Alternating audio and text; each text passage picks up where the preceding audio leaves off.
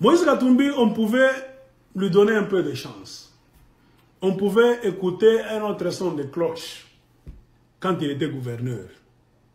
Il disait chaque fois, j'ai envie de faire des choses, vous savez, le pouvoir central de Kinshasa ne nous donne pas les moyens, et le problème de rétrocession, nous demandons à ce qu'on puisse donner de l'argent en retour à toutes les provinces pour que nous puissions construire le Katanga, blablabla, blablabla. On l'écoutait. C'est-à-dire, même s'il avait la volonté ou pas, même s'il mentait, mais il mettait tout le fardeau sur le dos des politiciens de Kinshasa, le pouvoir central. On disait, ok, il montre qu'il a envie de faire des choses, mais c'est le pouvoir de Kinshasa qui le bloque.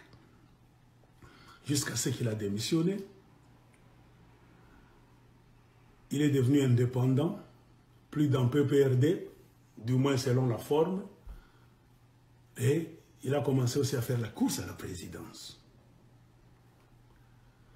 Il a eu des blocages venant de Kabila. Kabila lui a mis des bâtons dans les roues. Il a bousculé à l'extérieur. Théâtre ou pas, je ne sais pas.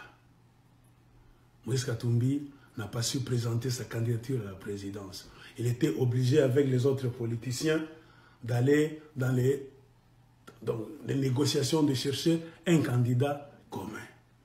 Ils ont trouvé le candidat commun, malgré qu'il y avait des tiraillements, les autres se sont retirés par la suite, mais Moïse Katumbi est resté du côté du candidat commun qu'on appelle Martin Fayoulou. Ce n'est pas mon histoire, c'est l'histoire de vos politiciens. Nous tous, on était là en train de les regarder, vous et moi. Il y a eu élection, on a donné des preuves électroniques qu'on a triché.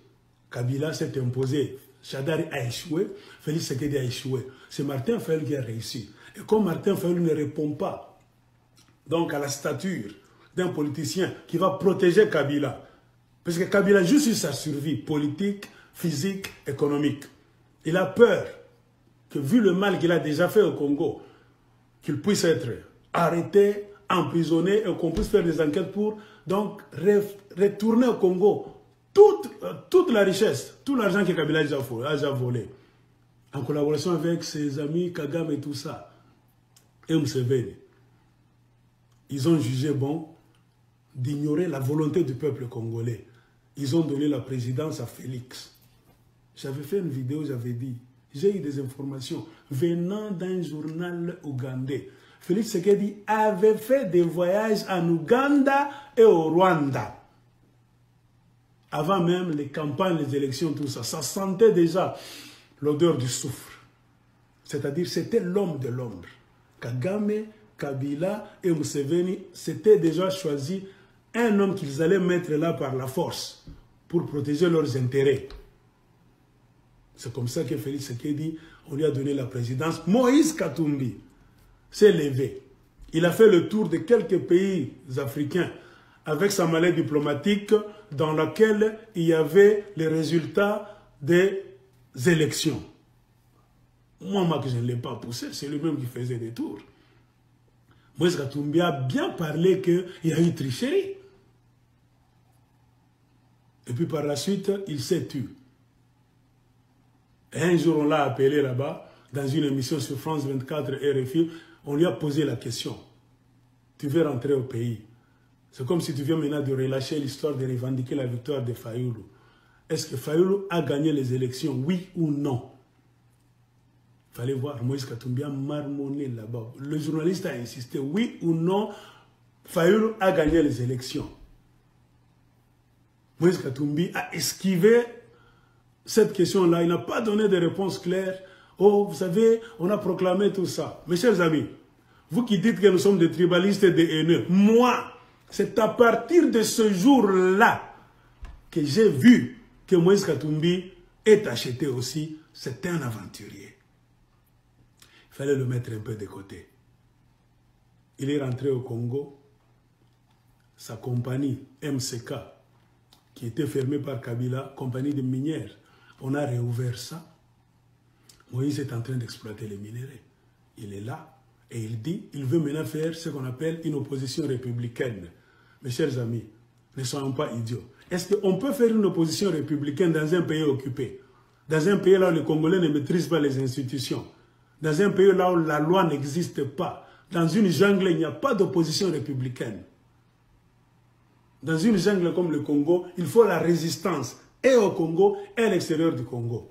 Mais quand Moïse Katumbi s'est laissé dans cette aventure-là, de par sa position, j'ai compris une chose. J'ai dit, ce monsieur aussi est en train de jouer le jeu de Kabila.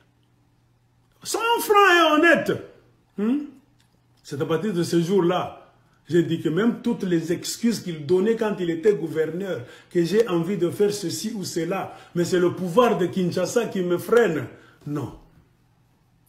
Le monsieur est en train de jouer double jeu. Et remarquez, il traîne les masses. Je l'ai toujours dit, il ne faut plus mâcher les mots. Toutes les masses que Moïse traîne, dans toutes les villes, les villages où il va. Regardez un peu, ce peuple-là qui va l'accueillir, du matin jusqu'au soir, qui chante là-bas, qui applaudit des discours là-bas farfelus qui ne valent même rien. Et le peuple rentre à la maison dormir. Si ces gens-là pouvaient sortir pour faire une marche, une révolution populaire, on allait déjà libérer le Congo. Je vous l'ai dit. C'est pourquoi, selon moi, j'ai conclu que Moïse Katumbi joue le jeu des ennemis du Congo. Il est en train d'endormir les Congolais. Il vous réveille comme ça pour vous endormir. Il se met là. Il est en train de parler de 2023. 2023, toi, tu manges bien chez toi, Moïse Katumbi. Tu as des usines. Tu as une compagnie là-bas. Les Congolais sont dans la misère. Le pays est occupé. Rien n'a changé. Tout ce que vous condamnez est toujours là, Moïse Katumbi. Il y a la misère. Mais tu dis aux Congolais d'attendre en 2023. C'est-à-dire qu'ils continuent à mourir d'insécurité, à mourir de faim, qu'on continue à prendre leur pays par les ennemis, que l'armée de Kagame continue à envahir le Congo petit à petit. Donc, 2019 va finir, 2020 va finir, 2021 va finir, 2022 va finir, et en 2023, c'est quand toi, Moïse, tu vas être candidat à la présidence. Avec quelle loi? La loi de Kabila, qui a déjà fait toutes ces lois là-bas, taillées sur mesure pour le protéger, lui, et tu penses que vous allez encore vous plaindre. Il y a eu tricherie, il y a eu cela, Kabila comme ça. C'est-à-dire, Moïse Katumbi, c'est de la farce. Moi, Tchèque Congolais. Au lieu de se plaindre en 2023, pourquoi ne pas faire la guerre? Quand vous avez laissé la guerre au milieu, toi, Jean-Pierre Bemba, Moussa Nyamwisi, c'est à partir de ce moment-là que moi j'ai compris que vous êtes des aventuriers. Moussa Nyamwisi a dit non, vous savez, comme ci, comme ça. Il parlait beaucoup. Et il y aura la guerre. Il y aura... Oh, maintenant, il a laissé pour dire, il est allé pour travailler pour éradiquer Ebola. J'ai dit ça même dans une vidéo passée. Pendant que les Rwandais se préparent tous les jours, ils enfoncent. Ils amènent des armes au Congo, ils infiltrent les institutions du Congo, ils amènent même des militaires que Félix Tshisekedi est en train maintenant d'ordonner comme ça, de favoriser en plein soleil. Ils attaquent le pays. Lui, Moussa Nyamwisi, a choisi d'aller éradiquer Ebola.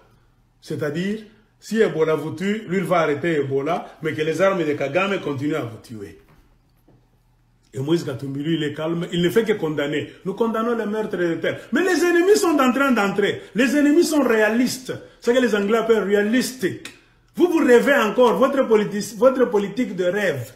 Mais Kagame, Museveni, Joseph Kabila ont des institutions dans leurs mains, dans la vie réelle. C'est pour ça que nous voulons que vous puissiez faire la réelle politique. C'est-à-dire combattre ces gens-là tous les jours, physiquement sur terrain. Et c'est ce que vous devriez faire. Au lieu d'endormir le peuple congolais et de commencer à promettre, vous promettez quoi? Il n'y aura rien. Retenez cette vidéo, enregistrez-la. Vous allez suivre Moïse Katumbi. En 2023, vous allez finir de la même manière. Dans la même litanie de plainte sur plainte sur plainte. Pendant que Kabila est réaliste, pragmatique,